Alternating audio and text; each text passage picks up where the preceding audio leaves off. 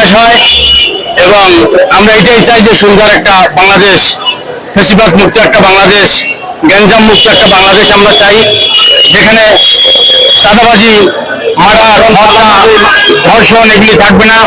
সবাই ভাই ভাই কাঁধে কাঁধ মিলিয়ে থাকবে এবং সবাই মৃত্যুর চিন্তা করবে, দুনিয়া নয় আখেরাতের চিন্তা করবে সবাই। দুনিয়ায় কতদিন থাকবো আর আখেরাতে আমাদের কতদিন থাকতে হবে, এই চিন্তাই যদি সবাই করে। থেকে আমি মোহাম্মদপুরে থাকি। আমাদের সমাবেশে আজকে প্রায় 3000-এর মতো লোক, 3 থেকে 4000, আনুমানিক 10,000-এর মতো না। আজকের জাতীয় প্রেস ক্লাবের সামনে কতজন আহতকারী লোক আপনাদের এই প্রোগ্রামে আসছে? এখানে আপনার 6জন মা সহ আমরা প্রায় 10,000 লোক আছে।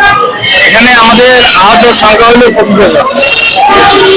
আহত যারা আছে তারা প্রায়, আহত লোক অসুস্থ তারা প্রায় 1000 আসছে।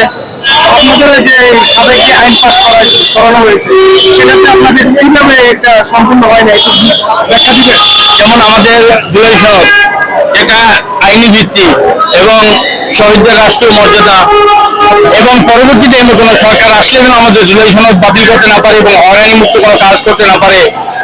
এই জন্য যারা এই দেশের জন্য গণঅভ্যুত্থান করছে, সেটা আমরা সংবিধান স্বীকৃতি যেভাবে হয় এটা কখনোই বাতিল না হয়, কোনো সরকার বাতিল করতে না পারে, কেউ হয়রানির শিকার না হয়, এইটাই আমরা বাস্তবায়ন চাই জুলাই সনদের মাধ্যমে।